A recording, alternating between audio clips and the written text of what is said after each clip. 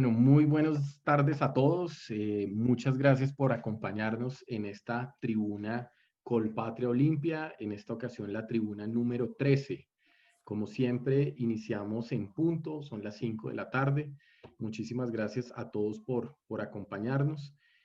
Hoy tenemos una conferencia llamada Liderazgos en tiempos de crisis. Y voy a darle, como siempre, la palabra a Santiago Perdomo, quien hará la introducción de nuestro invitado. Adelante, Santiago. Bueno, muy buenas tardes a todos. Doctor Federico, un saludo muy especial y un agradecimiento muy especial por la participación en esta tribuna Colpatria Olimpia. Hoy nos trae el doctor Federico una conferencia del manejo en épocas de crisis. El doctor Federico Gutiérrez, a quien ustedes conocen, fue alcalde de Medellín entre los años 2016-2019, fue el anterior alcalde. Él es ingeniero civil y especialista en alta gerencia de la Universidad de Medellín, especialista en ciencias políticas de la Universidad Pontificia Bolivariana. Fue concejal de Medellín durante 8 años, entre 2004 y 2011, presidente del Consejo de Medellín en 2008, elegido en 2009 como joven sobresaliente del año en Colombia en la categoría Asuntos Políticos Legales Gubernamentales, reconocimiento otorgado por la Cámara Junior de Colombia. El doctor Federico es un alcalde que es una excelente alcaldía, fue de los alcaldes más populares en su ciudad y en Colombia, y es una persona que tiene para hacer cosas muy grandes en Colombia y en favor de los colombianos. Bienvenido, doctor Federico. Muchas gracias por aceptar esta tribuna y le doy la palabra. Hombre, doctor Santiago, un abrazo. Me alegra mucho pues saludarte. Gracias por esta invitación, que hace ya un buen rato pues no nos vemos. Por lo menos nos vemos aquí ya en la virtualidad, que nos venimos todos acostumbrando un poco a esta dinámica. Yo quiero saludar también a Daniel, darle las gracias a Santiago Durán, que nos ha venido, hombre, acompañando y apoyando también pues en todo este proceso de logística, que además cada vez se hace más fácil, doctor Santiago, encontrarnos, hombre. Yo creo que estamos aprendiendo a lo que uno dice, a cómo vamos llegando a una nueva normalidad y la importancia que juega la tecnología. Entonces, miren, yo lo que primero yo quiero saludar también pues a toda la gente. Veo que ya se han conectado más o menos 172 personas. Agradecerle pues muy a taquillero, ustedes. alcalde, muy taquillero. No, hombre, eso es usted que está muy elegante, doctor Santiago. Yo aquí desde Medellín, acá aguantando hoy frío hoy, pero vea, yo le cuento un poco. Vean, yo antes de hablar y desarrollar el tema de fondo frente a los liderazgos en tiempos de crisis, creo que lo primero que uno debería hacer frente a lo que hoy estamos viviendo es contextualizar un poco de cómo estamos. Justamente, ¿por qué? Porque no hay una crisis más grande que se haya generado en los últimos años que la que hoy estamos viviendo. Y es una crisis que detonará diferentes crisis, justamente de acuerdo a cada uno de los sectores. Yo creo que si algo hoy está a prueba es el liderazgo. Y así como voy a comenzar, voy terminando mis ideas frente al tema de que hoy son muy importantes los liderazgos, pero la gente muchas veces espera liderazgos individuales y esos son fundamentales, pero hoy más que nunca son importantes los liderazgos por lo siguiente. Definitivamente hoy estamos frente a una situación muy adversa, como es la bien conocida del COVID-19 o coronavirus, que como lo digo yo, tiene nombre, primer apellido y le falta el segundo. El nombre es COVID, el primer apellido es 19 y falta el segundo apellido y es que no sabemos cuándo se termina. Esto es un tema que todavía no tiene fecha de caducidad y estamos ante una crisis en la cual hay una incertidumbre muy grande justamente en la toma de decisiones también, no solo a nivel local o regional o nacional, sino a nivel mundial. Estamos acostumbrados a ver muchas veces crisis empresariales, crisis de ciudades, crisis nacionales o inclusive por hemisferios, pero una crisis global de estas características, por lo menos, nuestra generación nunca las había visto. Y en ese sentido es muy importante decir lo siguiente, que todo lo que viene generando hoy esta crisis del COVID-19 es una una espiral muy delicada y muy peligrosa. ¿Por qué? Porque genera crisis en lo económico, que ya voy a hablar un poco de eso, tensiones políticas, conflictos armados, y que es muy importante entender que esa inestabilidad global va creciendo mucho y que si hay algo que hoy está en juego también es el multilateralismo. Entonces, cuando uno habla hoy de liderazgos, uno mira que hay muchos liderazgos que están a prueba y que están en crisis. No es sino ver lo que viene pasando en la desarticulación justamente con el multilateralismo. Y hoy está en juego también justamente por discursos populistas, por discursos nacionalistas, y hay que entender de dónde viene justamente el multilateralismo. ¿Qué vemos acá también que hay en riesgo? Y por eso es muy importante los liderazgos y cómo se reacciona en tiempos de crisis. Es que también la democracia retrocede. Aquí cuando vamos viendo justamente también cómo comienzan a aparecer en diferentes regiones del mundo gobiernos autocráticos que basándose también en la oportunidad de una pandemia, pues justamente empiezan a tomar muchas decisiones que van en contra también de las libertades y de la gente. Y aquí hay una discusión también de fondo que podremos desarrollar más adelante y es si todo este escenario COVID-19 definitivamente nos llega a plantear que se requiere entonces un nuevo modelo de contrato social, un nuevo contrato social. Entonces, esos son de esos temas de fondo que nos trae todo esto. Definitivamente estamos en un nacionalismo que avanza, eso lo vemos hoy en lo que pasa en China, lo que pasa en Estados Unidos, lo que pasa en algunos países también de la región. El planeta está hoy en una situación extrema, estamos hablando de una situación difícil, extrema. Este es el mayor reto justamente que enfrenta la humanidad y el planeta desde la Segunda Guerra Mundial. Es el reto más grande que tenemos desde la Segunda Guerra Mundial y esto lo han dicho ya grandes líderes a nivel mundial, además como Angela Merkel y muchos otros. ¿Qué traerá todo este proceso? Traerá la peor recesión económica desde la Gran Depresión, según el FMI, el Fondo Monetario Internacional. Y entonces, cuando yo digo que acá hay a prueba justamente tantos liderazgos que son tan importantes hoy en el mundo, hay que entender un poco antes de esta discusión de dónde viene el multilateralismo, porque me parece que es de esos temas que hoy justamente están en riesgo a nivel global. El multilateralismo, si uno lo mira bien y lo analiza, estamos hablando de todas estas entidades donde se reúnen las naciones, donde se llegan a acuerdos justamente para acabar con guerras, para prevenir justamente guerras, para temas tan importantes como la salud, como es la OMS, que hoy está también altamente cuestionada, como son todas las entidades en el mundo en las cuales las naciones se han agrupado.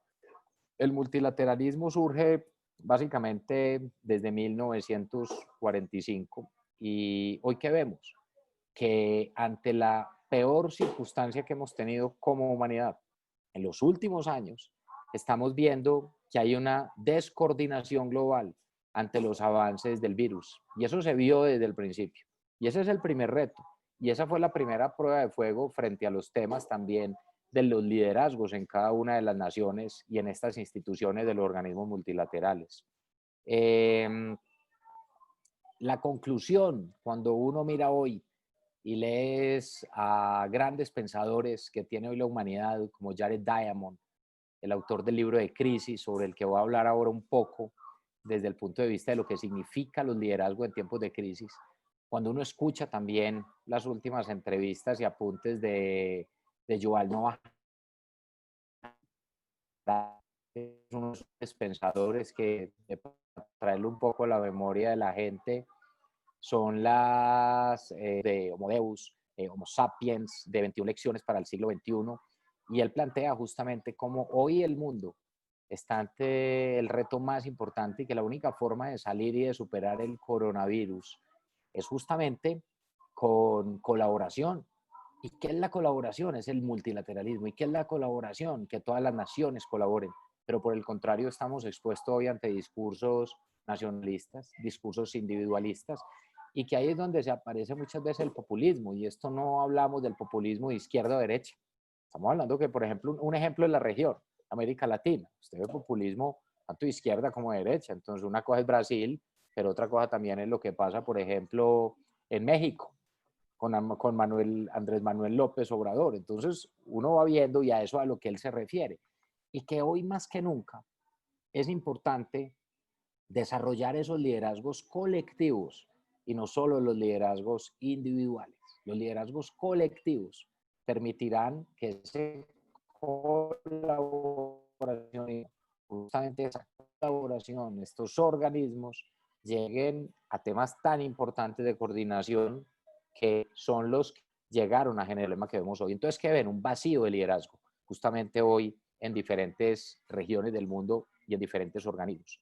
También hay algo dentro del escenario internacional y con esto voy redondeando la idea un poco de cómo voy aterrizando desde lo global para ir llegando a lo regional, a lo que pasa en nuestra región y qué pasa en nuestro país y hacia dónde vamos y cuáles son esas propuestas para superar esta crisis.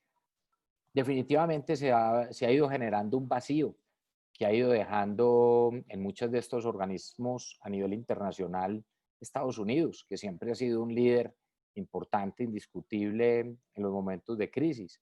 Pero ese tablero internacional va dejando esos... Cuando uno mira la forma como llegó Trump al poder en su momento, también lo hacía con la promesa de poner, como decía él, entre comillas, América primero. Eso es a lo que yo me refiero con los discursos nacionalistas. Pero uno no puede abstraerse de las realidades globales. Y hoy lo estamos padeciendo justamente con un tema como es el coronavirus. Y miren esto, mientras el mundo esperaba guerras nucleares, mientras el mundo esperaba que una de las grandes amenazas que hoy tiene el planeta ni siquiera estaba concebido que fuera justamente un tema de salud, justamente temas biológicos, lo otro, que sí está dentro de las alternativas, pero la gran amenaza que hoy tiene el mundo, la peor de todas, es el calentamiento global. Y es uno de esos temas que va a hacer que reflexionemos y pensemos hacia dónde vamos. Entonces, si ustedes miran, todos esos vacíos han ido quedando. ¿Y qué es importante? Que nosotros miremos también que hay una preocupación cuando yo hablo tanto de que la democracia también está en juego cuando hay graves crisis. ¿Cómo van llegando esos discursos nacionalistas y esos discursos populistas justamente en un momento de crisis?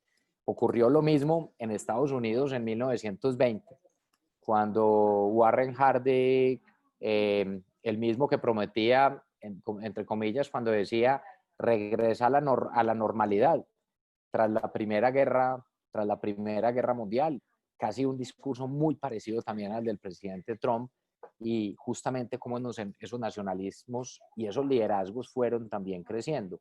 Entonces, dicho enfoque nacionalista y unilateral va, por supuesto, en contravía del liderazgo que Estados Unidos asumió justamente desde la Segunda Guerra Mundial para conservar esas instituciones como la ONU y como muchas otras. Liderazgos en temas como el del Plan Marshall frente al tema de la reconstrucción de Europa después de la guerra. Entonces la pregunta de fondo, hablando desde lo global, es ¿quién llena ese vacío? ¿Quién lo llena? ¿China? Pues no. ¿Los llenará entonces el Reino Unido en Europa después del Brexit? Pues entonces tampoco. Si ustedes se fijan, hoy esos planteamientos que tiene y que pone en consideración Jared Diamond y personas como Yuval Noah Harari adquieren cada vez mayor relevancia frente al tema de la importancia de la coordinación a nivel mundial, de la importancia de cómo esos liderazgos se tienen que fortalecer. Porque para empezar a hablar de liderazgo yo diría lo siguiente, y es, acá solo hay dos opciones, como cuando hay un problema o una crisis. Vos solo tenés dos opciones. Cuando hay una crisis, mejor dicho, cuando hay una crisis es cuando yo digo que aparecen realmente los liderazgos. Yo creo que los zonas la gente liderazgos aparecen es cuando hay realmente crisis de fondo y donde aparecen entonces las mejores soluciones o esos liderazgos también propositivos. Y yo creo que hoy estamos a prueba y aquí van a aparecer muchos liderazgos y eso va a ser muy importante para el futuro, no solo de Colombia, sino de la región, y también va a ser muy importante ver qué va pasando. Y el otro que yo tanto digo, cuando hay crisis, usted solo tiene dos opciones. Ahí es donde son los liderazgos de fondo. Usted solo tiene dos opciones. O da la espalda, se dedica a estorbar y a echarle culpa a otro, o la otra opción es enfrentar la crisis y salir adelante. Ahí es donde usted ve realmente los liderazgos. Y cuando lo vemos hoy en el mundo, estamos frente a dos posibilidades nomás. O mayores divisiones, o realmente que el resultado sea una mayor cooperación internacional. Entonces, si uno habla del liderazgo en tiempos de crisis es, ojo que aquí también hay un planteamiento y es lo internacional, que juega después para las regiones y juega después para lo local. Entonces, yo, luego de ese primer planteamiento, aterrizaría un poco en el contexto regional. Cuando uno mira ese contexto frente al que nos estamos exponiendo nosotros y que hoy todavía no hemos visto las consecuencias reales, no las hemos visto. Estamos en 3 meses donde los gobiernos han venido tomando decisiones que, de paso, yo lo que tengo que decir en ese sentido es, si uno mira los países de la región, Colombia ha demostrado un gran liderazgo en cabeza del gobierno nacional. Acá hay una decisión dura hoy para quienes gobiernan, tanto los países como las ciudades o las regiones. Hoy no hay una sola decisión que sea fácil o que no afecte otras áreas. Cada decisión que hoy se toma muchas veces va en tema donde se toman las decisiones para preservar temas de vida, pero donde se afectan temas, por ejemplo, de economía. Y ahorita voy a hablar un poco sobre ese dilema, o en mi concepto, falso dilema entre el tema de salud y economía, porque en mi concepto no hay falso dilema. Ese falso dilema es tan claro como que lo primero es la vida, pero que la economía también es importante. Y ahorita voy a explicar por qué. Cuando uno mira las cifras de la CEPAL, cuando uno mira las cifras del Fondo Monetario Internacional, cuando observamos ya proyecciones del gobierno nacional, proyecciones justamente de los gremios económicos, de Fedesarrollo, cuando decimos que esta es la contracción más grave y más grande que ha tenido Colombia justamente y que va a tener Colombia en su historia, esto es un tema de fondo. Y ahí es donde va a ser muy importante los liderazgos, vuelvo, insisto, colectivos. Esto no depende solo de un gobierno nacional. El gobierno nacional es quien le ha tocado, por supuesto, liderar, articular, pero ahorita me voy a referir a ciertos liderazgos que van a ser fundamentales en la solución de la crisis y en mitigar los impactos que hoy justamente tenemos. Frente a ese contexto nacional que tenemos, unas proyecciones altamente preocupantes. Yo se los digo, de por sí, si hay alguien optimista soy yo, pero también realista. Y creo que es muy importante tener claro ese escenario para saber qué decisiones debemos tomar entre todos y en equipo. ¿A qué estamos expuestos? Definitivamente a que esta crisis, como consecuencia en términos económicos y sociales, como ya lo dije, deje la contracción económica más grande de los últimos 100 años, pero además en términos sociales, que son los efectos que comenzaremos a ver ya en las próximas semanas y meses, es cómo, por ejemplo, el país este año podrá tener un retroceso significativo superior a 15 años en temas de superación de pobreza. Esos son de los temas importantes en los cuales se tiene que concentrar hoy la agenda de cómo volver a retomar, y no digo volver a una normalidad, sino cómo construimos una nueva normalidad. Cómo construimos una nueva normalidad en la cual entendamos cuáles son esas realidades sociales y lo que necesita el país. Entonces estamos hablando de 15 años aproximadamente en retroceso de superación de pobreza, de país en general, y estamos hablando que eso, en términos clave, según estudios del Gobierno Nacional, según proyecciones que han hecho los últimos documentos que he leído, por ejemplo, de la Facultad de Economía de la Universidad de los Andes, donde habla que puede llegar Colombia este año a tener 7 millones de personas en condición de pobreza. ¿Y cuáles son justamente esos riesgos? Una sociedad de la comunidad que a través de programas sociales, que a través del crecimiento económico del país, gracias al gobierno, gracias al sector privado y productivo, que es una de las piezas también importantes en este rompecabezas, es cómo cuidar ese sector productivo y económico también, y cómo entender todas estas realidades sociales, pues cómo definitivamente vamos a afrontar eso de acá en adelante. Ese es el reto que hoy tiene el país. Ese es uno de los retos más importantes que tiene el país. Si antes del COVID teníamos condiciones de desigualdad profundas, luego de COVID sí que las vamos a tener y durante el COVID. Y acá hay un concepto y es, siempre decimos, hombre, es que esto nos afecta a todos. Bueno, eso sí es cierto. Lo que no es cierto es que nos afecte por igual. Aquí esto afecta a los grupos más vulnerables. Y cuando vemos esos grupos más vulnerables, ¿cuáles son? Los que están en condición de pobreza o inclusive una clase emergente que fue creciendo y fue superando la pobreza y fue llegando a una clase media vulnerable, que ante cualquier traspiés económico vuelve y cae en la pobreza. Y eso es lo que estamos hablando justamente del retroceso en términos de superación de pobreza, que es lo que se estima que pueda llegar a tener el país. Y eso bien frente a los efectos que se van viendo hasta ahora. Pero como hay una incertidumbre tan grande, como hay una incertidumbre en la cual pues, se viene trabajando, pero como digo, no hay una fecha de vencimiento, estamos frente a una enfermedad que primero no tiene tratamiento, segundo, no tiene vacuna y que por eso sí que es importante la colaboración a nivel global. Yo haría de nuevo y volvería a un concepto que tanto se habla hoy frente a las decisiones más importantes y cómo el liderazgo va a jugar un papel muy importante. Y ojalá que logremos encontrar liderazgos colectivos donde el país lo que tiene que hacer es ponerse de acuerdo en un plan para superar esta grave crisis que tiene. Porque créanme, de nada sirve hoy esos liderazgos populistas que tanto muchas veces denigran del uno y del otro. Aquí lo importante es ver cómo vamos a recuperar y cómo tendremos un plan frente a cómo recuperar los indicadores más importantes de la nación. Ya hablé de superación de pobreza, el tema de crecimiento económico, pero quisiera poner un tema también sobre la agenda. No es solo COVID. Si ustedes miran, ahí diría yo, dos efectos o choques económicos que de por sí hubieran generado en cierta forma una crisis también en el país sin hablar de COVID. Y son dos temas relacionados justamente con las finanzas que son necesarias para el gobierno y para los programas sociales y para el país en general.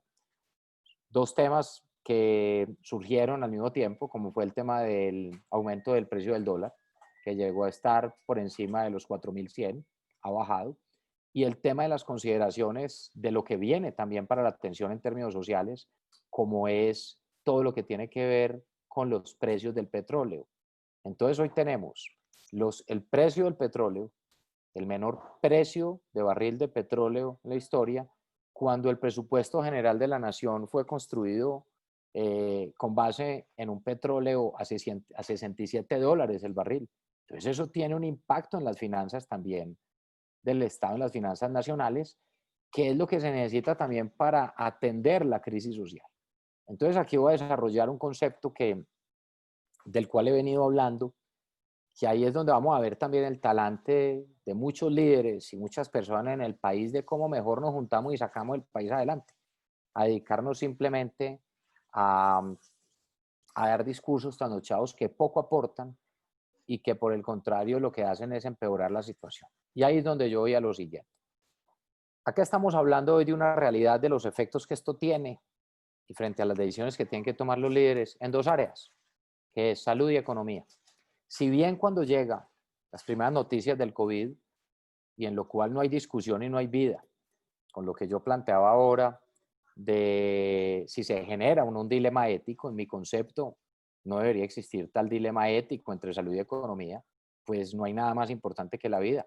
Y teniendo eso como concepto, yo creo que lo primero es, claro que hay que atender la salud y es lo que ha hecho el gobierno y es lo que ha hecho la ciudadanía.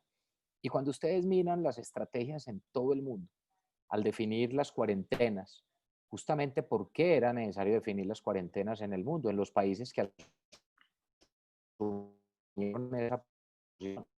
Era necesario porque había que, tanto se ha hablado que era aplanar la curva, evitar el aumento en el número de los contagios que iba de manera exponencial y que ha ido creciendo, pero que sobre todo ese tiempo era tiempo que había que ganar para preparar al sistema de salud que no estaba preparado en ningún país del mundo.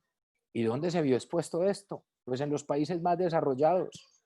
Miren la crisis, por ejemplo, sanitaria y de salud que se dio en Italia.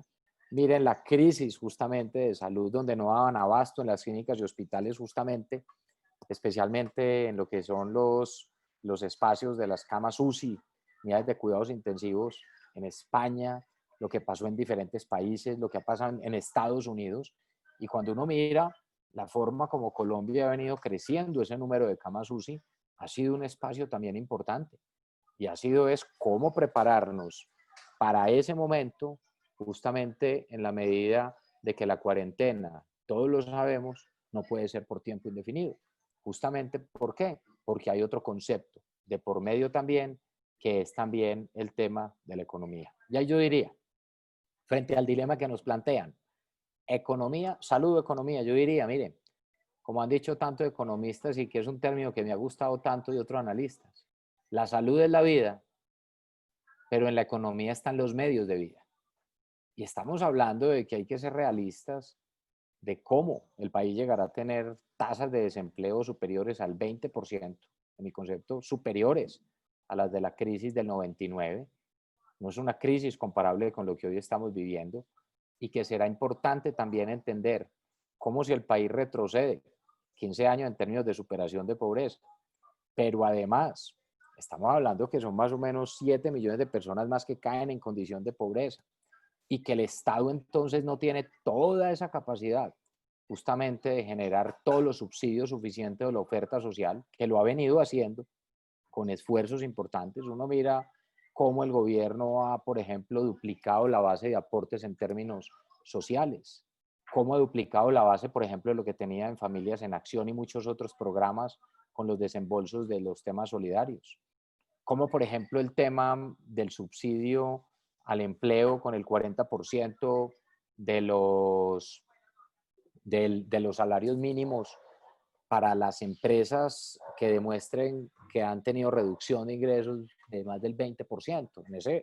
sentido, hay un tema en el cual el gobierno avanza, pero volvemos a la consideración que no nos puede perder de vista. Es que este no es un virus o esta no es una crisis que tenga fecha de caducidad. No se sabe cuánto puede durar. Las finanzas del Estado también están en juego porque entonces usted cuando se gasta los recursos, el primer mes, el segundo, el tercero, lo extiende por un año más, 2 años más. ¿Cuánto va a durar esto? Y es una de las incertidumbres más grandes y por eso el gobierno nacional, frente a la crisis financiera que se avecina, frente a lo que pasa, frente a los precios del petróleo, ya vemos, por ejemplo, ustedes estuvieron acá, invitaste, Santiago, a Felipe Bayón, que creo que hizo pues una descripción muy clara sobre lo que está pasando frente a los precios del petróleo y cómo afecta justamente también la economía. Y además Felipe Bayón pues es de esos líderes que a uno sí que le gusta escucharlo y un buen ejemplo de liderazgo yo lo doy es Felipe Bayón. Y ahorita le cuento una historia de Felipe en mi concepto de lo que son realmente los liderazgos y cómo se pueden ejecutar bien justamente en los momentos de crisis. Entonces, si ves, la pregunta es, ¿el gobierno tiene la capacidad de indefinidamente de mantener todos los subsidios? No. Entonces empezamos a escuchar posiciones donde dicen, no, definitivamente frente a los riesgos que hay en temas de salud, definitivamente no se puede llegar a dicha normalidad o a esa dicha normalidad. Pero eso sí, se tienen que mantener absolutamente todos los empleos y el apoyo social a todas las familias en el país. Pues eso es lo ideal, pero la pregunta es si es posible. Y esos mismos que denigran tanto del sector productivo y del sector privado son los mismos que piden que no pase nada, que el Estado se encargue de todo y que los empresarios, justamente, independiente de la crisis que tenga, se tengan que sostener todos los empleos. Y yo aquí haría un primer reconocimiento también, aparte de las decisiones que ha venido tomando el gobierno nacional, los gobiernos regionales, es el papel y el compromiso del sector productivo. Muchas veces se muestran todo el liderazgo del sector muestran a través de las donaciones. Y eso en mi concepto está muy bien y las donaciones se agradecen en momentos de crisis. Pero la pregunta es, ¿qué mayor compromiso social que mantener los empleos y sostener los empleos justamente en momentos de crisis? Y eso el sector productivo tiene que mostrarlo justamente cómo se ha venido desarrollando, pero también cuáles son los riesgos. Porque cada día de esas actividades no es un día más. Cada día es un riesgo exponencial justamente de pérdida de empleos y justamente también de quiebras de muchas empresas. Y esa es la preocupación, cómo reactivar la economía. Ahora bien, ahí es donde entramos a este proceso de cómo esto tiene que ir jugando un papel fundamental y en mi concepto, cómo los liderazgos que se han venido dando desde el gobierno nacional, desde las regiones, desde los gremios, pero que en mi concepto este es un tema que tiene que entrar a jugar con una realidad de lo que pasa en cada región. Muchas veces se habla de medidas similares para todos, pero todas las regiones hoy no tienen el mismo comportamiento. Yo les pongo el ejemplo de una región como Antioquia. Antes de que entráramos ya a este espacio con todos ustedes, que además veo que ha ido entrando muchas más personas, y aprovecho y los saludos, Antioquia, conectadas más de 340 personas. Les doy un saludo, pues, y gracias a Santiago de ustedes por esta invitación y a ustedes por conectarse, que ahorita vamos a poder hablar. La idea yo después de terminar esta primera introducción es que hablemos, hagamos preguntas, interactuemos. Y es lo siguiente, mira, en Antioquia mire cómo esos liderazgos colectivos a lo largo de tantos años han servido. Y no es un tema excluyente de lo que le ha pasado al país. Porque cuando estamos en tiempos de crisis sí que vale la pena mirar hacia atrás. Y es lo que ya hemos sido capaces de superar como sociedad. Este era un país que en la década de los 80 y de los 90 no era viable. Este era un país que en el 2000-2002 vivía una de sus peores circunstancias. Era un país que no era viable. Y miren cómo en tan pocas décadas el país hoy es uno de los países democráticamente más estables de la región, uno de los países que venía creciendo económicamente con respecto a los países de la región de manera ascendente, crecimientos cercanos anuales al 4%, cuando la región en promedio llegaba a crecer inclusive al 1%, países por debajo del 1%. ¿Y cómo lo logramos? Eso sí, advirtiendo las altas desigualdades sociales que se generan y las brechas sociales que teníamos y que ahora sí que vamos a tener más. Y una sociedad como la nuestra, yo les pongo un ejemplo como Medellín. Solo entre 1983 y 1994, para hablar del tema de regiones, solo en esa época más dura de la violencia, solo en esta ciudad, perdieron de manera violenta la vida 46.612 personas. Entonces, cuando yo hablo de crisis y hablo de liderazgo, es, ojo pues que estamos en una crisis muy compleja, muy dura, pero recordemos que ya hemos tenido crisis también muy difíciles. Recordemos cómo hemos salido de esas crisis unidos como sociedad. Y ese es el mensaje que tiene que quedar acá. Esto no es solo esperar un Mesías, esto no es solo esperar un líder simplemente que va a sacar el país adelante. Esto es un tema de proyecto de construcción colectiva y de los liderazgos colectivos. ¿Qué pasó en los peores momentos de crisis en muchas de las regiones del país? Se consolidaron las instituciones. Y cuando hablo de instituciones no hablo solo del sector público, hablo del sector privado. El papel que ha jugado el sector privado, por ejemplo, en esta región ha sido fundamental a través de muchas empresas y muchas compañías fundamentales, de los empresarios, de las universidades. Y eso permitió que esa unión entre el sector público, privado y universidades y esos liderazgos colectivos permitió que superáramos los peores momentos de crisis. O si no, como esta ciudad pasa de ser la más violenta del mundo en 1991 a ser hoy la sede de la cuarta revolución industrial a nivel mundial. La única de habla hispana, la única para América Latina, Colombia, quinto país en alianza con el World Economic Forum, y Medellín, la ciudad que representa el proceso para todo el país, que eso tiene que irse extendiendo. No es que el Centro para la Cuarta Revolución Industrial sea de Medellín, no, es desde Medellín para toda América Latina. Y eso sonaría importante, pero más importante cuando uno recuerda y dice que es que entonces si uno dice, 5 ciudades en el mundo, sí, ¿dónde están ubicadas? Están ubicadas en China, en India, en Japón, en Estados Unidos, la central de ellos queda en San Francisco, y la quinta Colombia, Medellín. Pero es que en el mundo hay 1.961.967 ciudades. En solo 3 décadas. Y yo cuento esa historia, que entonces también en medio del pesimismo nos llenemos de optimismo, de que es que también las crisis son para solucionarlas. Las crisis no son para dedicarnos quejando, las crisis son oportunidades y esto tiene que servir para cambiar. Y ahí vuelvo a la idea y al hilo que traía ahora cuando Santiago me decía, bueno, qué bien lo que pasa en Antioquia, lo de Medellín, y es un tema importante en el cual es el conjunto de toda una sociedad. El tema de la institucionalidad a través de las instituciones médicas, de los empresarios, del sector gobierno, de las universidades, del papel que juegan. Y cuando uno habla del tema de reactivación por regiones, que es una de esas teorías además que está aplicando hoy el gobierno nacional y que tienen mucho sentido, porque es importante definir esos liderazgos desde lo nacional, pero cómo impactan en lo local. Y el país debe irse reactivando económicamente también por regiones. Mire, Antioquia tenía hasta hace pocos días, de acuerdo a las últimas mediciones, más o menos 90 casos activos. Hasta la última medición, una cifra muy importante, con el número de casos también de recuperados. Y en total en camas UCI habían 6 camas UCI utilizadas y más de 420 disponibles.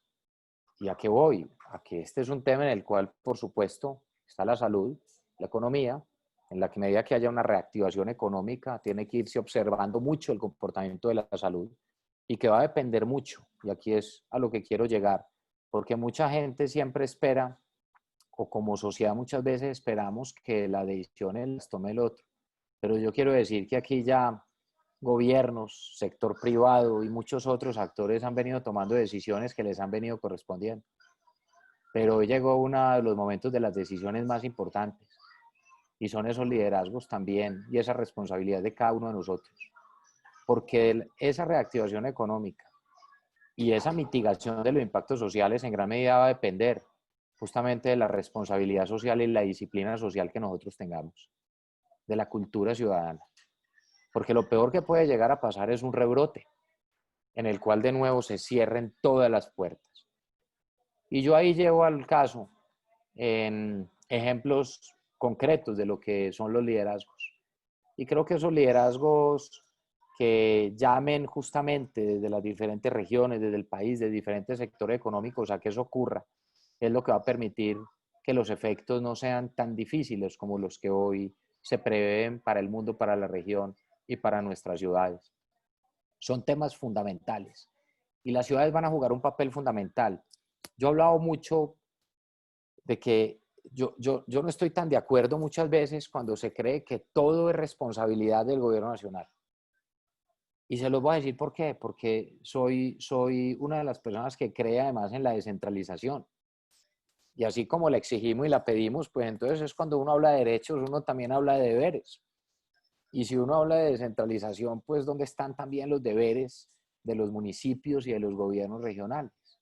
No solo son los recursos desde el orden nacional para las ayudas, para las familias más vulnerables. Hoy uno de los retos más grandes que tiene el país es el tema de cómo justamente vamos a atender la oferta social en cada uno de los rincones del país frente a las realidades sociales que tenemos. El tema de la seguridad alimentaria va a ser uno de los renglones más importantes que tiene el país. Y hablando de seguridad alimentaria, uno de los temas que hay que cuidar es el tema de la vigilancia de todo, de la corrupción. O sea, la corrupción no es tolerable en ningún momento. Pero mucho más grave también estos momentos de crisis. Cómo se juega con la especulación de los precios de alimentos, cómo hay sobrecostos. Y yo hago un reconocimiento ahí también a las entidades de control que están jugando un papel importante y unidas. Y eso es un ejemplo de liderazgo. Lo que están haciendo hoy Fiscalía, Contraloría y Procuraduría juntos. Usted nunca lo había visto trabajando juntos así y dando resultados rápidos en investigaciones en las regiones, al que sea. Y eso va a ser muy importante en este proceso para mandar también un mensaje en el país. Y en ese sentido, va a ser muy importante cómo se discuten y se aprueben los planes de desarrollo local y regional. A lo que voy, Santiago, Daniel y todos los que nos están escuchando en este proceso, es que las platas no solo están en el gobierno nacional. Un ejemplo, una ciudad como Medellín tiene más de 5 billones de presupuesto al año. Esos recursos, ¿cómo van a impactar justamente? Y cuando nosotros hemos hablado de que esos planes de desarrollo deben recibir una proceso aprobados, ayer el gobierno anunciaba que iban a tener 15 días más, ojalá fuera más. ¿Por qué? Porque los planes de desarrollo, los anteproyectos fueron planeados y fueron escritos y planificados desde antes de pandemia. Todos los anteproyectos de planes de desarrollo en el país fueron diagnosticados antes de pandemia. Y en mi concepto, todas las líneas y bases sociales cambiaron con esto. Entonces, las prioridades cambiaron. Y en mi concepto, todos los recursos deben ir orientados a atender esta crisis. Prioridad en salud. Segundo, en prioridades sociales. Reactivación económica. Y cómo vamos a hacer para pensar en grande. Y creo que este es el momento de esos liderazgos. De lo local, de lo regional y lo nacional. Algunos dicen, crisis, seamos prudentes entonces con las inversiones. Yo por el contrario lo que diría es, al contrario, hoy hay que ser más ambiciosos con las inversiones, por ejemplo, en temas de infraestructura. Hoy por el contrario deben salir a flote los mayores proyectos de infraestructura del país que generen empleo y que generen desarrollo. Se deben aprobar los proyectos más importantes de infraestructura del país que generen y dinamicen la economía. Porque la forma justamente de superar la crisis desde el punto de vista, una cosa es la salud, que ahí se va llevando. Como digo yo, cualquier muerte duele. Cualquier muerto por esta o por otras circunstancias tiene que doler. Son vidas humanas. Y por eso hay que ir haciendo un seguimiento estricto. Y por eso yo hoy también haría un reconocimiento al personal médico, a ese liderazgo que han tenido y a una crisis que viven también de años atrás y que se ha agravado con la crisis del COVID. Y hay que analizar con mucho cuidado, Santiago, lo que viene pasando también en las clínicas y hospitales. Ahorita hablábamos como una crisis deriva en otra. Y esta es una crisis que está derivando en muchos sectores. Mire un paréntesis para el sector de prestadores de servicio médico y de salud. Entonces muchos creeríamos o podríamos decir, claro, entonces como esto es una emergencia de salud, hoy, ¿cuál es uno de los sectores más activos? Entonces diríamos, los prestadores de salud, las clínicas y los hospitales, entonces están bien de caja. Pues no, están a media marcha, porque están prestando entre el 40 y el 50% de su portafolio de servicios. ¿Qué quiere decir? Que no tienen caja, que no tienen caja. Y esa crisis se puede agravar. Entonces hay que tener mucho cuidado, ir teniendo un manejo de cómo ir generando confianza también. A la medida de que hay una reactivación, también justamente las clínicas y hospitales puedan empezar a prestar otros servicios. ¿Qué pasa con los pacientes crónicos de muchas otras enfermedades crónicas, oncológicas? ¿Cuántas cirugías oncológicas hay represadas? Cirugías de cáncer. ¿Qué pasa con los pacientes de enfermedades crónicas, de diabetes, cardiovasculares? Entonces, ojo con esto, que hay que mirarlo de manera amplia, cómo esto va impactando las regiones.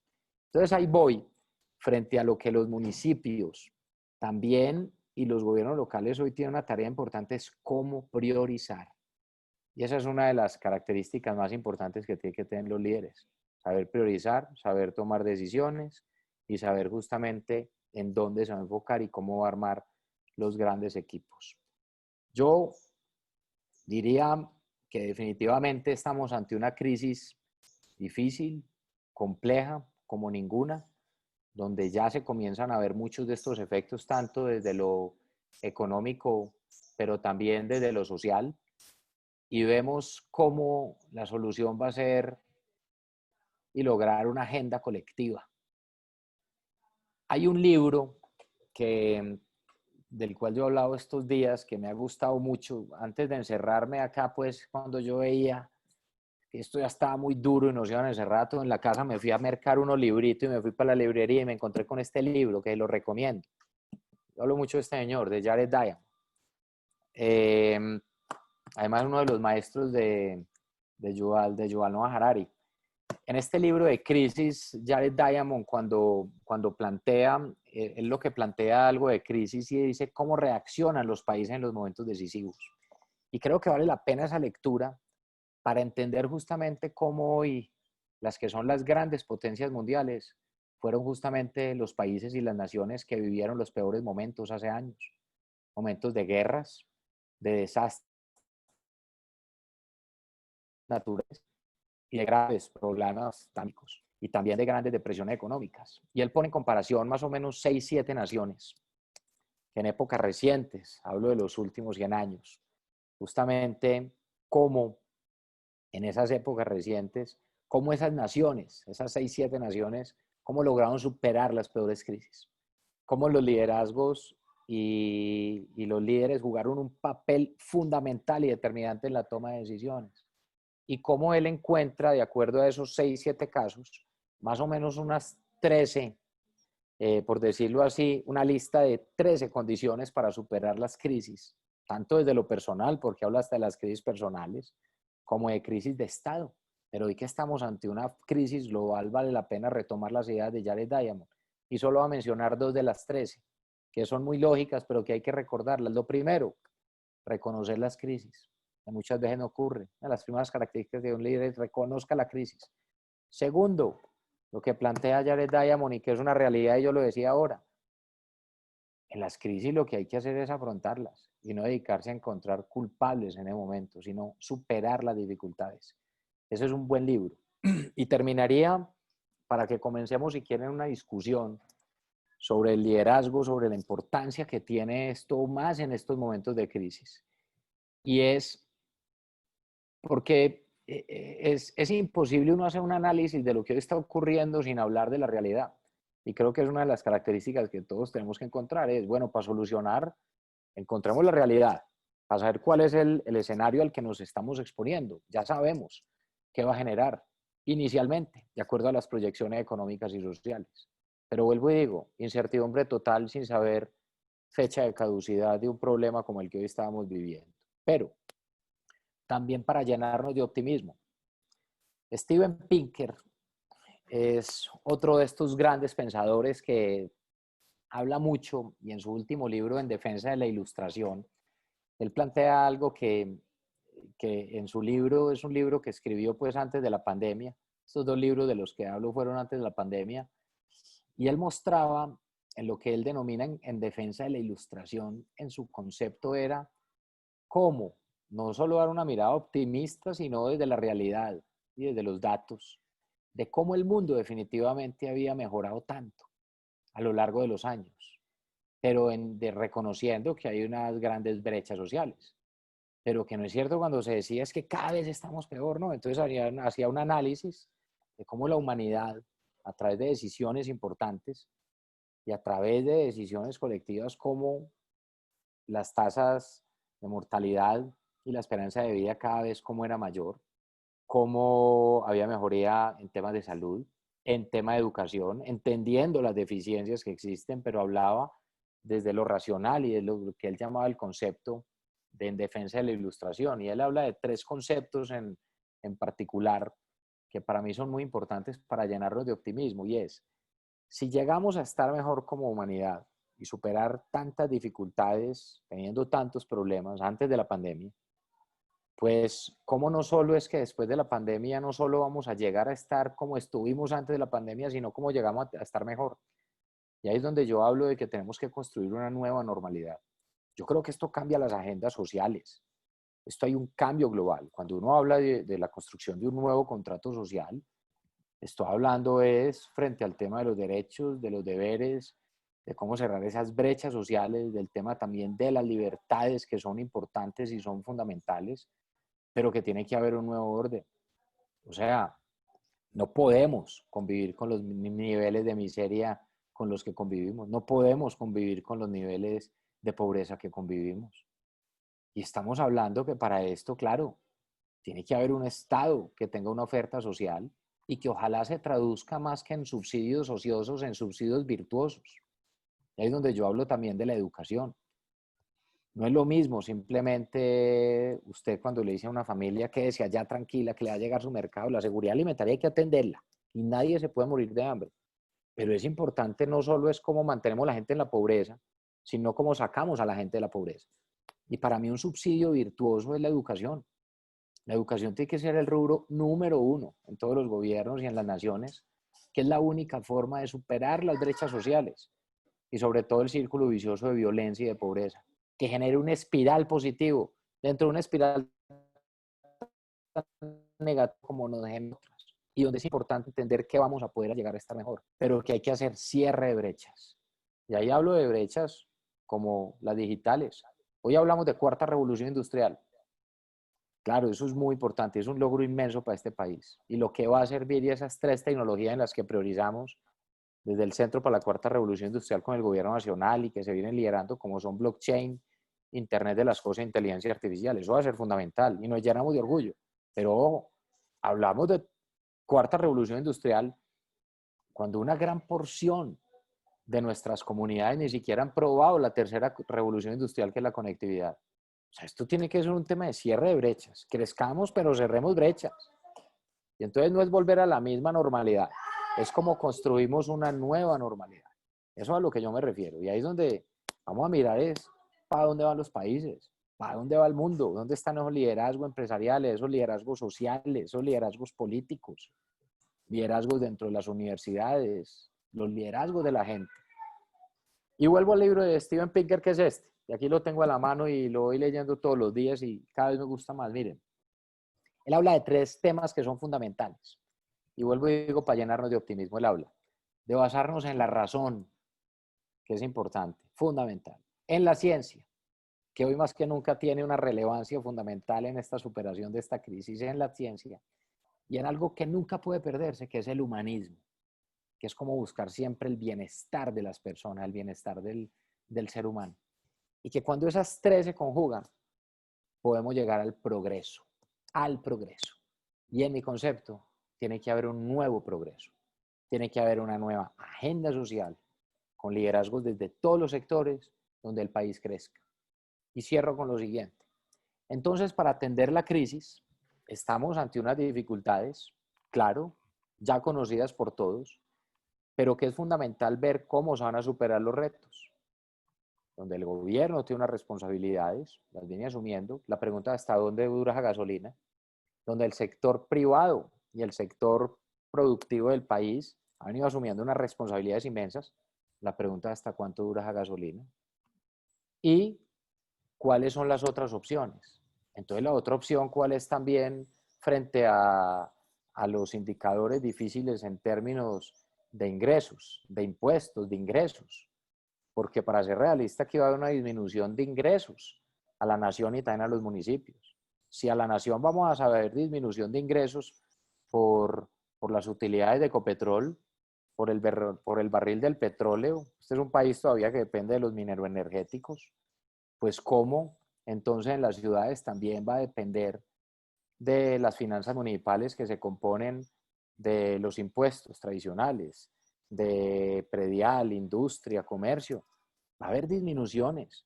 Entonces, ¿cómo soportar esa agenda social? Cuando sobre todo la brecha social va a aumentar. Entonces, ¿el gobierno qué decisiones toma? Entonces, claro, va acelerando gasto, pero teniendo prudencia porque no sabe esto hasta cuándo dura. Pero necesariamente también deuda. Deuda. ¿Y para dónde va la deuda?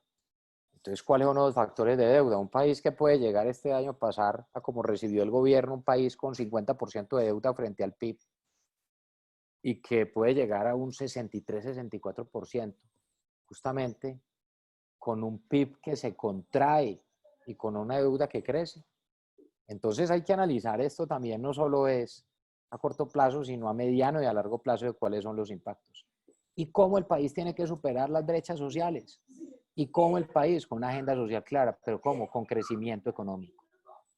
Crecimiento económico. Y cuando hablo de crecimiento económico, no estoy hablando de lo que algunos dicen un capitalismo rampante, no. Tiene que haber una agenda social definitiva, pero en la cual cuidemos las bases sociales y las bases empresariales. ¿Y yo por qué lo digo? ¿Yo por qué lo digo? Miren, tú, Santiago, usted lo sabe más que yo. Cuando hay una desaceleración económica, que es lo que estamos viviendo, por efectos como el que vemos hoy u otros, pues siempre hay un efecto rebote. Pero la pregunta es contra qué va a rebotar. Hay que mantener, y lo digo no solo en términos económicos, sino sociales. Hay que mantener un tejido social y un tejido empresarial con unas bases sólidas, que en el momento en que se genere ese rebote, ese efecto rebote, muy importante. Yo digo mucho en juego, y hay mucho en juego, y es que en estas crisis tan difíciles, y cuando hay unas grandes depresiones económicas, está en juego inclusive la democracia, y hay que cuidarla, y hay que protegerla. Y la invitación que yo haría, para no extenderme más y abrir una discusión, es que esto depende de todos, y que el país hoy está llamado, y todos los sectores, económicos y sociales, independientes y si tienen o no diferencias que pueden existir, es como nos ponemos de acuerdo en un plan país, así como cuando existe un plan Colombia, pero frente a temas de narcotráfico, este es el momento de que haya un plan Colombia, pero un plan país.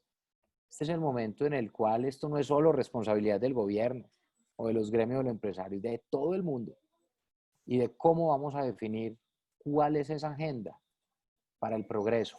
Vuelvo y menciono, de esa nueva normalidad que nos lleve en menos años, no solo a cómo llegamos a estar como estamos antes de la crisis, no, cómo vamos a estar mejor a cómo estábamos antes de la crisis, cómo tenemos que estar mejor. Y creo que esa es una de las reflexiones que nos deja esta crisis, y con esto termino, y es, miren, yo siento que esto nos llama mucho a reflexionar, y creo que a todos nos ha servido mucho para reflexionar, a la humanidad entera y a cada uno de nosotros. Es darle prioridad a lo realmente importante, a lo realmente importante. Es entender cuáles son las prioridades y cómo volver a la esencia. Y cómo algo que ni siquiera nosotros vemos, como un mundo que hablaba de guerras nucleares, como un mundo que habla de una de sus grandes amenazas como es el cambio climático, cómo estábamos expuestos a tantas cosas y cómo algo que ni siquiera vemos ante nuestros ojos tiene en jaque la humanidad y el planeta. La humildad, lo vulnerables que somos y volver a la esencia. Y construir esa nueva normalidad depende de todos. Y ahí es donde se van a ver esos grandes liderazgos. Yo considero que el país tiene grandes líderes. Hay grandes líderes en muchos sectores, en sectores diferentes, que piensan diferente, de orillas distintas ideológicas, de grupos empresariales, de sectores sociales. Este país tiene con que este país es uno de los países de la región que mayores bases sólidas tiene justamente para superar más rápido la crisis que está viviendo frente a otra. Y también se generan oportunidades. También se generan oportunidades. Entonces, yo creo que hay que decirlo, este es el momento justamente de la solidaridad y la empatía. Para mí la empatía es uno de esos valores más bonitos que puede tener el ser humano y que se desarrolla sobre todo en esta época de crisis, que es ponerse en el lugar del otro. Y creo que debe ser una de las reflexiones más grandes que deben quedar con lo que hoy estamos viviendo. Entonces, doctor Santiago, yo creo que me alargué un poquito. Yo, mejor dicho, le entrego a usted y a Dani estos micrófonos y que nos digan que vamos respondiendo. Yo sé que hay preguntas, no solo que sean preguntas, sino gente que quiera hacer comentarios, propuestas y que podamos avanzar. Muchas gracias a ustedes por esta invitación y gracias a toda la gente que está aquí conectada con nosotros en este momento. Muchas gracias, doctor Federico. No, interesante todas las reflexiones.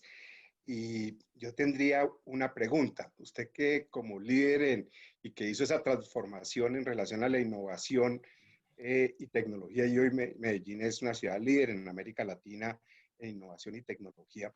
La tecnología se aceleró con esta pandemia y con el confinamiento. Y eso ha llevado a que estemos haciendo una conferencia como esta que estamos haciendo y lo hagamos casi como si estuviéramos en vivo y en directo frente a frente. La educación, como ya los hijos nuestros están yendo a estudiar a través de este sistema, aunque hay una brecha grande y hay una gente que no ha podido estudiar porque no tiene la conectividad o no tiene los sistemas para conectarse, pero finalmente empiezan a tener la necesidad, porque es que no es solo tener la conectividad y los elementos, sino también tener la conectividad para poder llegar a recibir esto. Pero si ya tienen la necesidad, empiezan a presionar y pasará como con los celulares, que al principio pues había unos pocos celulares, pero después ha crecido y desplazaron la telefonía fija. La tecnología es importantísima para cerrar esta brecha. Los subsidios serían mucho más eficientes si logramos distribuirlos a quienes realmente lo necesitan, si tenemos una trazabilidad de esas personas y una conectividad con ellos y podamos llegar a abonar en las cuentas directamente el dinero de esos subsidios. Ha subido la bancarización, leía esta semana que ya cerca de 30 millones de cuentas ya ha subido principalmente para poder abonar estos subsidios. La pregunta es, a más trazabilidad, menos privacidad. Y entonces viene ese gran conflicto filosófico de que la tecnología que tiene que mirar la parte de la privacidad, así sea en contra de poder servir mejor a los ciudadanos. ¿Usted qué opina de eso? Yo opino que definitivamente las crisis son aceleradores de cambio y que algo para lo que muchas veces nos resistíamos que íbamos a crecer, y es que el adelanto en estos 3 meses ha sido lo que podía haber llegado a pasar en muchas empresas, en muchas universidades, en colegios, lo que iba a pasar en los próximos 3 años pasó en 3 meses, y que estamos por ver muchas más cosas y que el mundo va de manera acelerada y que en ese sentido es importante. Yo diría que no necesariamente la, la cuarta revolución industrial o los usos de la tecnología o el Internet de las cosas significa entonces violar la privacidad o restringir las libertades. Yo creo que ahí va a haber un concepto muy importante, es la confianza. ¿Qué confianza realmente generan los gobiernos, los estados frente a los datos? Y ahí es donde está la discusión de fondo. Claro, se tienen que pedir los datos que son absolutamente necesarios, pero ya se genera muchas discusiones en muchas ciudades frente al tema de lo que puede pasar con esa información. Yo creo que hoy los gobernantes tienen una responsabilidad inmensa de decir y de comunicar para qué son los datos, de cómo también la información y la tecnología nos puede proteger si se administra bien, que sea una oportunidad y no una amenaza. Pero claro que es una discusión, y es una discusión lógica, doctor Santiago, porque estamos frente a un cambio. Estamos frente a un cambio, es una discusión que viene durante muchos años en los grandes operadores digitales a nivel mundial, y ahora lo vemos ya de lo que significa esto frente a los gobiernos. Yo creo que la tecnología es un factor determinante en la solución hoy de las crisis, en esta, pero lo importante va a ser en esto, la confianza que generen los gobernantes a la hora de que la gente sí suministra la información. Eso va a ser fundamental y creo que necesita un papel de pedagogía y también de comunicación, pero vuelvo y le digo, de confianza. Esa palabra es fundamental. Es que sin confianza no se desarrollan los liderazgos. Si usted no logra confianza en sus comunidades, ¿cómo va a lograr que la gente lo siga? En ese sentido, esa es una de las discusiones que existe, va a existir, cada vez va a ser más grande esa discusión, y claro que tiene que haber cada vez mayor regulación de qué se hace con esa información y quién vigila que esa información que es de los ciudadanos al servicio del ciudadano sea para eso y no para otros objetivos. Mencionaste un tema fundamental, Santiago, la educación. Mira, estamos hablando, y le voy a poner 2, 3 ejemplos de cómo la tecnología tiene que, y cómo esto tiene que cambiar aceleradamente realmente frente a la pedagogía y al tema de la calidad educativa y al acceso a la educación. Uno de los mayores retos que yo veo hoy en esta pandemia es el tema de la educación. ¿Por qué? Porque la mayor parte del sistema educativo de nuestro país es del sector oficial, del sector público. Mire, solo en Medellín casi el 76% de los niños matriculados en la ciudad, y cuando uno mira en el país es casi el 70%, más los colegios de cobertura casi el 80%, y solo el 20%, 24% son entidades educativas privadas. Entonces tú lo decías, claro, yo veo aquí a mis hijos, Emilio y Pedro, de 11 y 9 años, en un colegio privado y donde tienen una agenda clara todos los días, el colegio se adaptó, tienen sus equipos ellos, o tenían el computador viejo del papá, o el iPad que sobraba de la mamá, o el computador de uno y lo tienen que utilizar. O ponga pues que hay un computador por lo menos por casa. Listo. Y hay conectividad. Pero ¿cómo en el 90% de los municipios del país hoy hay problemas de conectividad?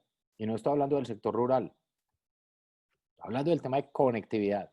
Entonces hay uno de esos retos importantes de cierre de brechas. Y lo otro, los accesos a la tecnología. Si a mí no deberíamos hacer entre todos. Yo sé que acá todo el mundo quiere ayudar y hay prioridades y tal. Mire, qué bueno, cada vez los empresarios se involucren más en la educación. Y creo que uno de los retos hoy que tenemos es cómo llegarle a cada niño en el país, justamente con tecnología, cómo lograr esa adaptación rápido, tecnológica. Y no es solo tener hoy las plataformas o solo tener los equipos o solo tener internet, eso es un reto, sino como capacitar a los maestros también frente al tema del uso de las tecnologías. O sea que hoy hay un tema en la educación, lo que se puede convertir, lo que es una brecha, puede convertir en una oportunidad muy importante. Y eso no quiere decir que se va a eliminar la presencialidad. No se va a eliminar. Y ojalá nunca se elimine la presencialidad. Yo creo que son complementarias las dos. Yo ahora que estoy, por ejemplo, dando, que es uno de mis grandes orgullos hoy dar clase como profesor en la Universidad del Rosario, y veo uno cómo a través de estas tecnologías puede interactuar, lo que decías, cómo nos hemos venido acostumbrando, cómo hemos venido optimizando el tiempo, siendo más productivos, pero en su momento irá retornando a la normalidad o esa nueva normalidad, no se perderá ese contacto, creo que es necesario.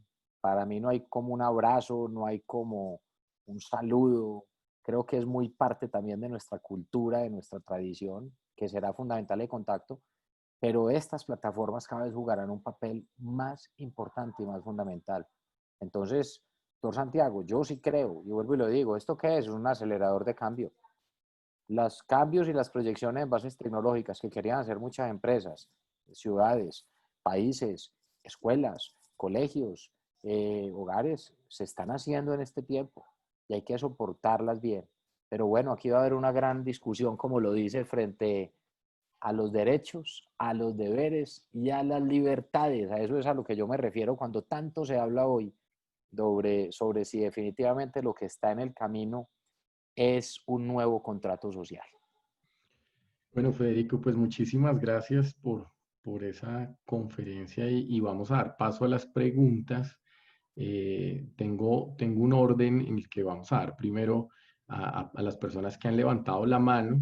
Entonces vamos a ir primero con Alejandro Posada, después con Juan Pablo Villegas e Iván Moyano para que se vayan preparando. A mí me gustaría hacer un resumen, que es algo que hemos venido haciendo en las últimas tribunas, y me quedo con tres ideas que rescato de su conferencia interesante, y es un multilateralismo desdibujado, ¿sí? Estamos en un momento de descoordinación global, las naciones no están colaborando y parecen surgir discursos de nacionalismo. Entonces, todo lo que sucedió post Segunda Guerra Mundial y un poco digamos, estos elementos de multilateralismo que han funcionado por los últimos 60, 70 años, pues han venido teniendo un traspié en el medio de una pandemia. Eso es como primera idea que creo que fue relevante. Me llamó mucho la atención el liderazgo colectivo. Hay varias preguntas en relación a eso. Liderazgos colectivos no solo en el ámbito político, empresarial, social. Creo que es un elemento que lo desarrollo frecuentemente. Y por último, me llamó la atención y creo que los planes de desarrollo se desarrollaron como anteproyectos o los anteproyectos de los planes de desarrollo se desarrollaron en un mundo que no tenía coronavirus. ¿Sí? Y eso ha requerido, digámoslo, hacer unos esfuerzos de los alcaldes en términos de mover esa nueva planeación.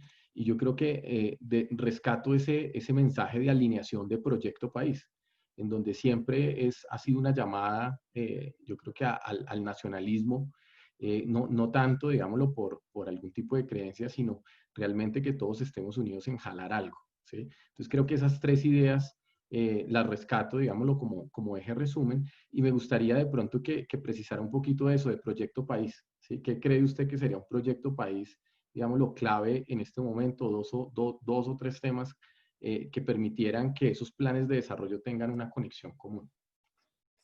Sí, no, Daniel, acuerdo en lo fundamental. Mire, yo en las grandes prioridades, y creo que si algo quedó también en evidencia frente a lo que pasa en el mundo, no solo en Colombia o en la región, mire el tema de los sistemas de salud. O sea, ahí hay una prioridad y en la cual los recursos tienen que llegar.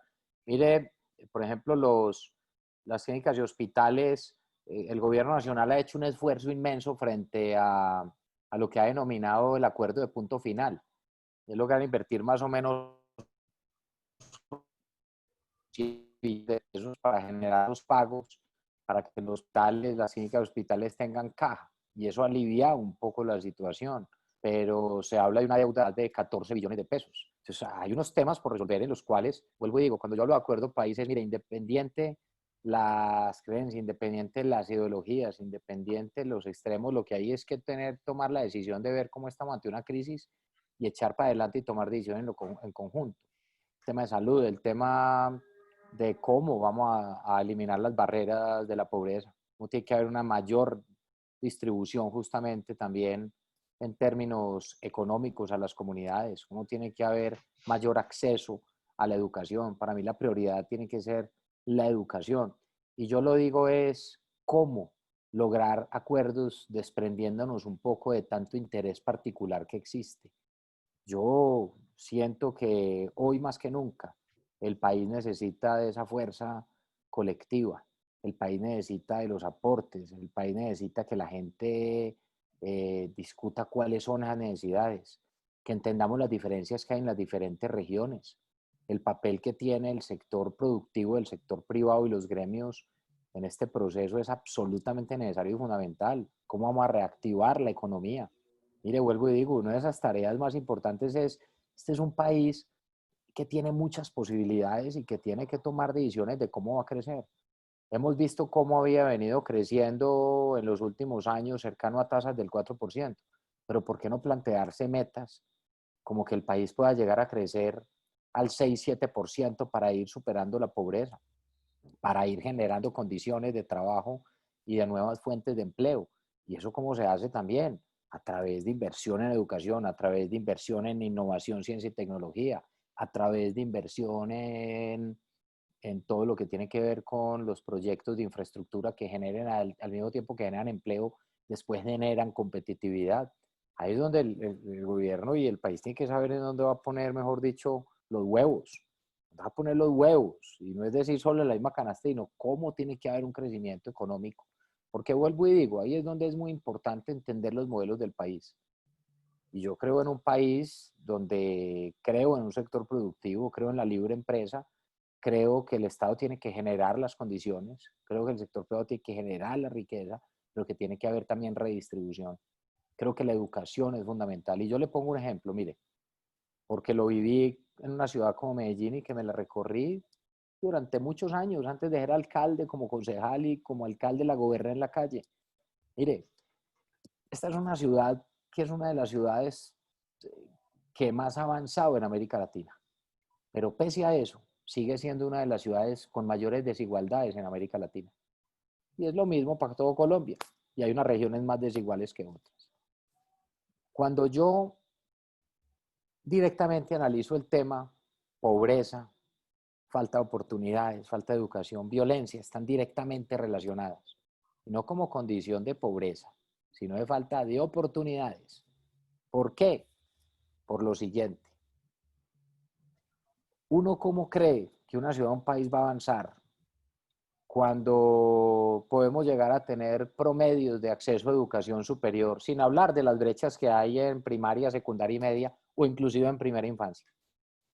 O cuando hablamos de las brechas inmensas que hay en educación superior y el acceso a educación superior.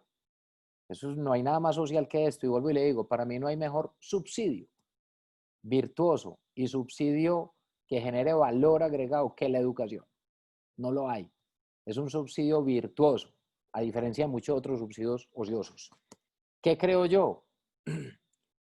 Que uno no puede creer que va a tener desarrollo cuando hay un 40% de cobertura a nivel local de educación superior o de un 30% a nivel nacional, y dependiendo de las regiones. Ejemplo, cuando nosotros llegamos al gobierno del 2016, Medellín tenía un 43% de tasas de cobertura de educación superior. ¿Sabe qué es eso? Que solo 4 de cada 10 estudiantes que lograban terminar bachillerato tenían acceso a educación superior. Ojo pues. Pero entonces usted lo mira por zonas, que es lo mismo que hablo del país. El país es muy desigual por zonas, y también son las ciudades. Hay unas zonas muy ricas y hay otras zonas donde no hay nada, donde hay pobreza, donde hay desigualdad. Entonces, por ejemplo, ustedes que conocen a Medellín o los que están conectados, el poblado, ¿cuáles son las dos y mayor índice de vida en la ciudad? El poblado, Laureles, ahí están. Porcentajes de cobertura de educación superior en esas zonas, superiores al 90%, 90, 92, 93%. De cada 10 jóvenes que terminan de estudiar bachillerato en estas zonas de la ciudad, de 10 jóvenes, 9 o más tienen acceso a educación superior, casi los 10. Ojo pues. Pero cuando te vas para la zona norte, para la zona nororiental, cuando te vas para el Popular, para Santa Cruz, como cuando te vas para Amazonas en el país, como cuando te vas para zona de Nariño, en Boyacá, en el Valle, en cualquier departamento. veíamos cómo había zonas a comparación donde otras tenían 90%, 93% de acceso a educación. Ojo, zonas de la zona noroccidental, nororiental, centrooriental parte alta y centrooccidental parte alta de Medellín. Solo las tasas de cobertura, 23, 30%. O sea, de 10 jóvenes que lograban terminar bachillerato, solo 2 o 3 tenían acceso a educación superior. ¿Ustedes creen que realmente nosotros vamos a superar las dificultades sociales y vamos a superar la pobreza y la violencia con esos niveles de cobertura de educación superior? No. Y cuando yo me iba para la esquina a hablar con los jóvenes, que yo les preguntaba, ¿vos por qué está en esta esquina? ¿Por qué estás en esta esquina y no estás estudiando? Yo ya sabiendo que hacía parte de una estructura criminal. Y me decía, hombre Fico, ¿y yo para qué termino de estudiar 10º y 11? Si yo no voy a tener acceso a educación superior y mucho menos un empleo digno. Ojo pues, entonces, a eso a lo que yo me refiero. Mire, hay temas en los cuales los recursos no son ilimitados. Y cuando los recursos no son ilimitados, usted tiene que focalizar la inversión en lo que le va a generar mayor desarrollo. Y la única forma de que este país supere las brechas sociales y de violencia es con educación. Claro que hay que combatir la legalidad, claro que hay que darle duro a estructuras criminales. Yo lo digo a mí, cuando me preguntaban, y que entonces que la lucha en contra de las estructuras criminales, no, eso era lo que le interesaba más a los medios y era lo mediático que le interesaba a ellos, que perseguíamos a esos bandidos todo el día. Pero yo le digo, ¿sabe cuál es el golpe más duro que nosotros le dimos a la criminalidad? La educación. Nosotros logramos recuperar 8.700 niños que se habían salido a estudiar. Los rectores de colegios me tenían que pasar un listado cada 8 días de quién no iba a estudiar. Y con lista en mano íbamos y los buscábamos a las casas. Yo mismo iba y los buscaba en algunos días de la semana. Yo les tocaba esa puerta, esos niños abrían y aparecía el alcalde. 8.700 niños logramos recuperar y jóvenes. Ese fue el golpe más duro que le dimos a las estructuras criminales, más duro que las 160 capturas de cabecillas de estructuras criminales. Mire, esos son los acuerdos a los que yo me refiero, y eso no es de izquierda ni de derecha. Esas discusiones de ideologías y extremos no llevan a nada. Este país tiene que tomar las mejores decisiones. Y vuelvo al libro de Piketty, al libro de Pinker, perdón, al libro de Pinker, de Steven Pinker. Oiga, razón, ciencia y humanismo que nos lleven al progreso. Y eso entre todos, entre todos. Eso no solo es el sector público. Claro que el sector público tiene una responsabilidad inmensa. Y yo creo en la responsabilidad social que tiene también nuestro sector empresarial y lo valoro mucho. Entonces a eso me refiero, me extendí un poquito, Daniel, pero creo que ojalá como sociedad seamos capaces de generar esos acuerdos, de generar esos acuerdos. Gracias, Federico. Voy a darle la palabra ahora a Alejandro Posada.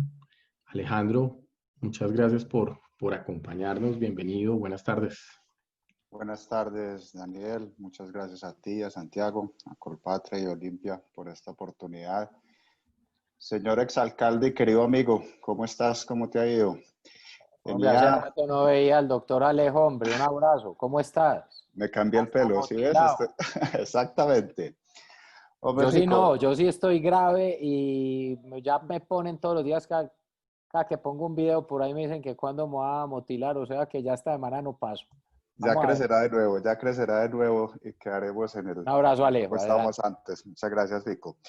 Ve, bastante difícil hacerte una pregunta porque escuché la tuve que modelar mucho durante la conferencia porque cada que tenía algo puntual que preguntarte, pues hacías un excelente paneo de cada uno de los sectores y de cada una de las diferentes aristas que tiene en este momento la situación y cómo ves la relación de los municipios y la relación del gobierno nacional.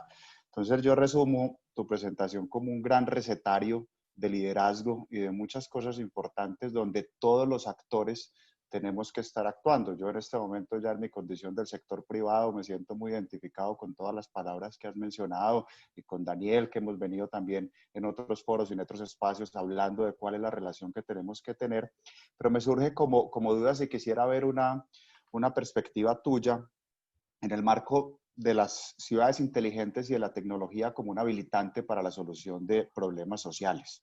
Vemos en una ciudad como Medellín, que es el caso donde tú tuviste la oportunidad de ser gobernante, que viene un avance muy grande, no solamente en tu administración, sino en las administraciones pasadas en cuanto a la utilización de la tecnología.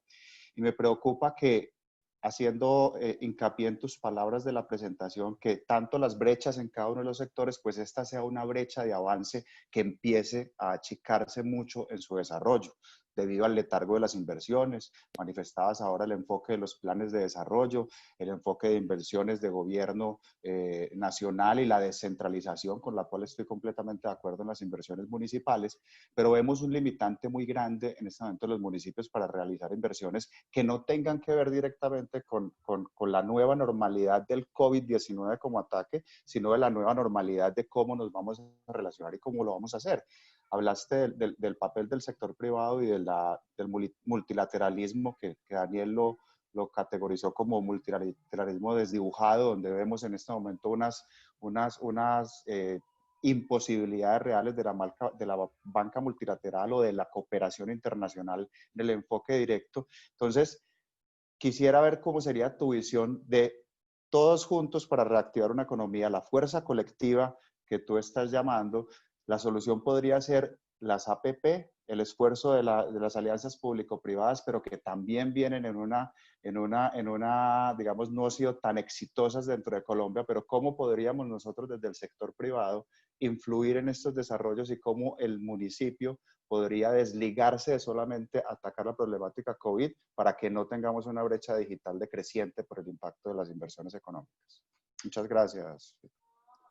No, a Alejandro envío un abrazo, a un buen amigo, además, pues reconocerle el trabajo que hizo como embajador en Japón, y que sí que hay que aprender de un país como Japón, sí que hay que aprender y creo que esa relación internacional que se tiene hoy desde el país y desde las ciudades hay que mantenerla muy estrecha, y que hoy estás desde NEC pues haciendo un gran trabajo. Mira, no, yo, y muy en la medida con la pregunta que hace Alejandro, y lo decía ahora Santiago también, y se me olvidó mencionar algo, y es, los municipios en Colombia se han avanzado mucho en todo el tema de la información, de la georreferenciación. Hoy es una forma a partir de la tecnología de saber cómo llegar con las ayudas.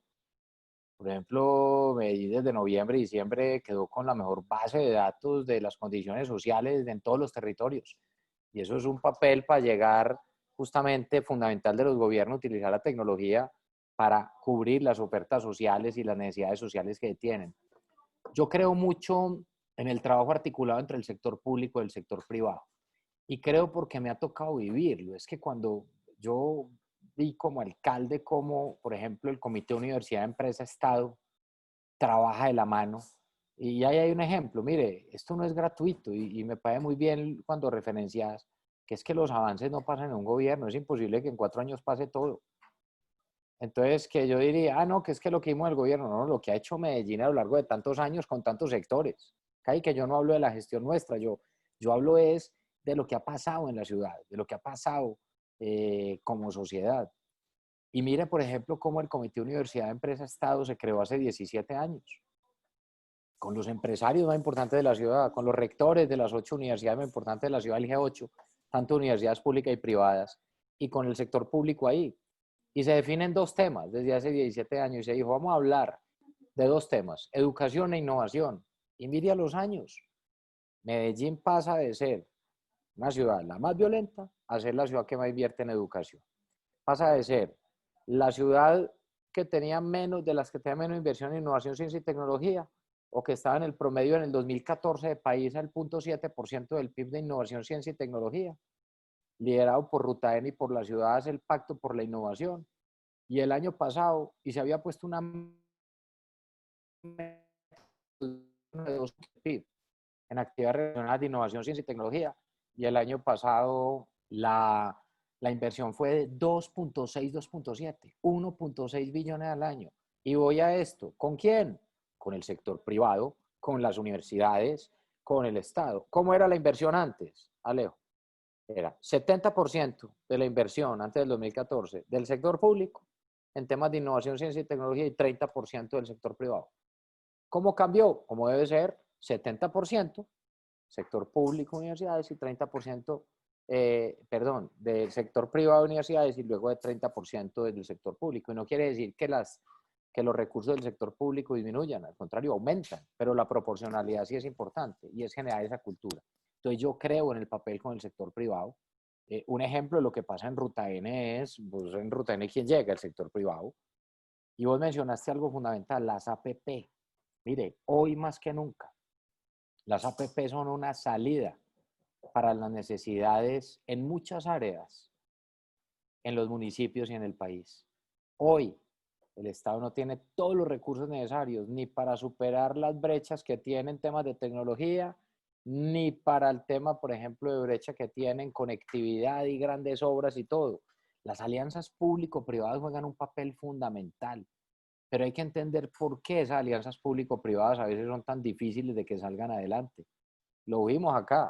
Medellín es la única ciudad del país que tiene una agencia APP y ya tiene un aprendizaje, pero ¿cuánto se demoró? ¿Cuántos años de ver cómo se iban fracasando los proyectos por los modelos financieros, por los modelos jurídicos?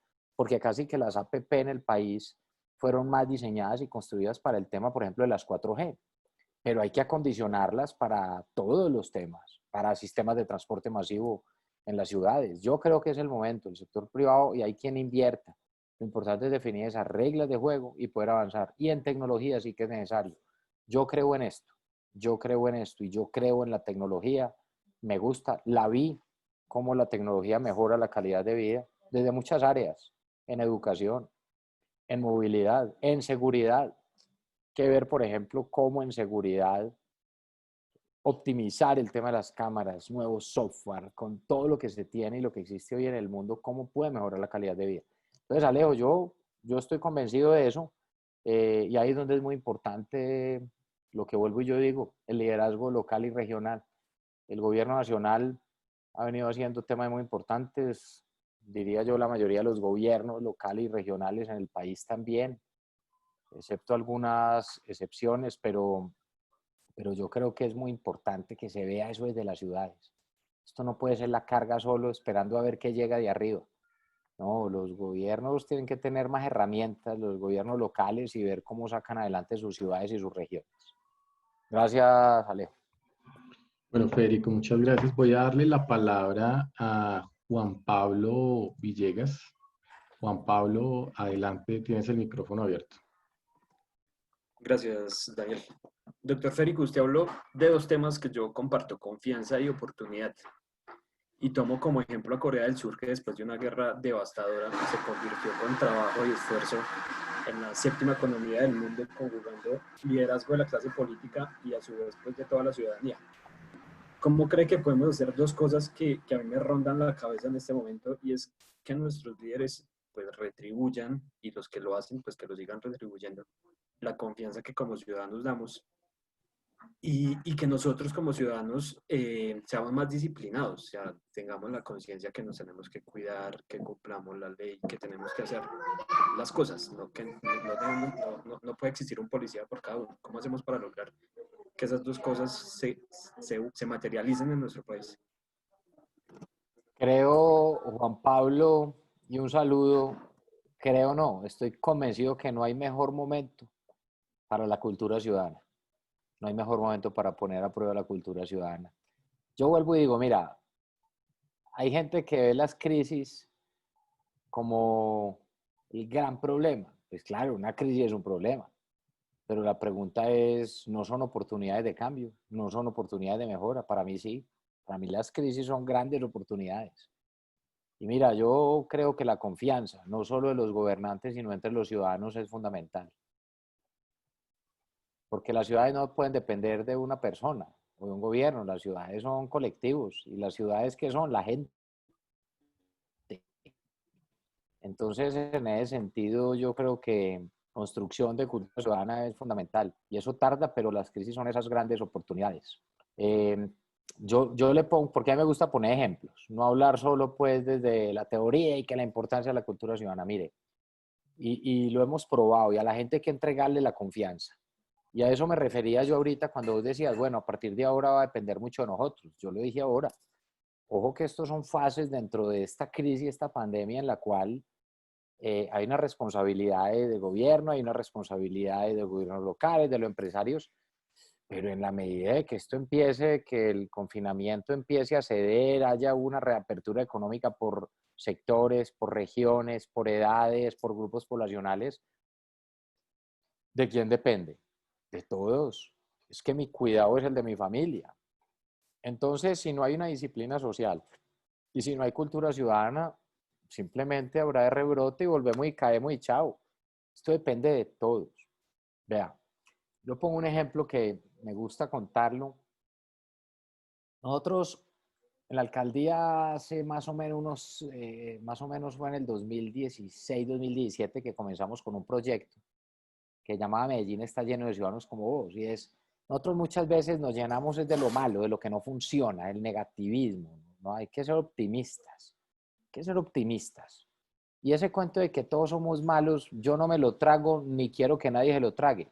No, aquí si todo el mundo realmente violara la norma como muchos creen, pues entonces seríamos una nación y seríamos un estado y ciudades que no tendrían futuro alguno. Y por el contrario, lo que ha demostrado este país es que aquí a fuerza de obstáculos hemos salido adelante y que aquí la gran mayoría de la gente es gente buena. Entonces eso es lo primero, llenarnos de positivismo. Había un tema entonces, por ejemplo, en los parques principales de la ciudad o en los espacios públicos de la ciudad donde la gente decía que no se tenía confianza frente al otro. Entonces, con la gente de cultura ciudadana de nuestro equipo, hicimos una encuesta que llamaba, que le decíamos, bueno, vamos a ver la gente cómo está de confianza en los lugares. Y dijimos, vamos a ubicar los 50 lugares donde la gente dice sentir menor confianza frente al otro. Vamos a hacerlo. ¿Y qué dio? Dio, claro, los parques principales de todas las comunas. Ojo, no solo pues que en el Popular, Santa Cruz, donde hay más violencia, que en la 13. No, allá no hay sino gente buena. Eso también marcó, por ejemplo, en el Poblado. Una de las zonas fue afuera de la estación de metro del Parque del Poblado, de la estación Poblado. Entonces era una de esas zonas donde la gente no confiaba frente al otro. Y ahí instalamos algo que llamaban las tiendas de la confianza, que eran tiendas que no tenía quien las atienda, donde poníamos ahí un mecato y dejábamos ahí una plata, unas monedas, unos billetes. La gente llegaba y leía las instrucciones y decía, bienvenido a la tienda de la confianza, tome su producto, selecciónelo, tome su producto, páguelo.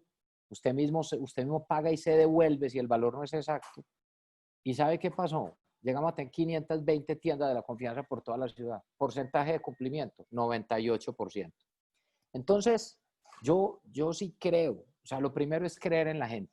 Yo creo en la gente y yo lo vi y lo vi en todos los barrios de mi ciudad, lo he visto en muchas ciudades de nuestro país. Aquí a la gente hay que entregarle las responsabilidades también, hay que creer en la gente. Esto no se trata de creer que tiene que haber un policía en cada esquina, no. Esto es un tema también de cultura ciudadana, de autorregulación, de cuidado. Yo pongo dos cifras que para mí muestran dos extremos, pero del trabajo que hay por hacer y de lo que podemos lograr. No es echarnos a llorar, es lo que podemos lograr. Yo recuerdo cuando pasaban las marchas de enero, o los primeros días de enero, yo llegaba a Bogotá a una reunión y yo iba por la 26 y veía todo el Transmilenio destruido. Y ahí me daba una tristeza infinita. Y otros dirán, ¿y usted eso qué le duele si usted es de Antioquia? No, ¿qué? No, nos duele a todos como colombianos. Y eso es lo otro. Aquí hay que recuperar el sentido de pertenencia de cada ciudad. Sentido de pertenencia.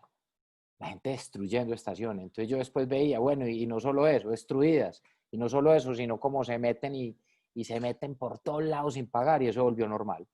Y ojo que hay una cosa, es que lo anormal no se puede volver normal. Entonces yo recuerdo que ese día iba en el carro y alguien me dice, oiga, ¿y eso en el metro de Medellín qué? Entonces me dio para decirle algo, yo le cuento un poquito la historia. La cultura metro se empezó a trabajar y a construir mucho antes de que estuviera el metro listo, desde que se comenzó a construir el metro y con todos los tropiezos que tuvo.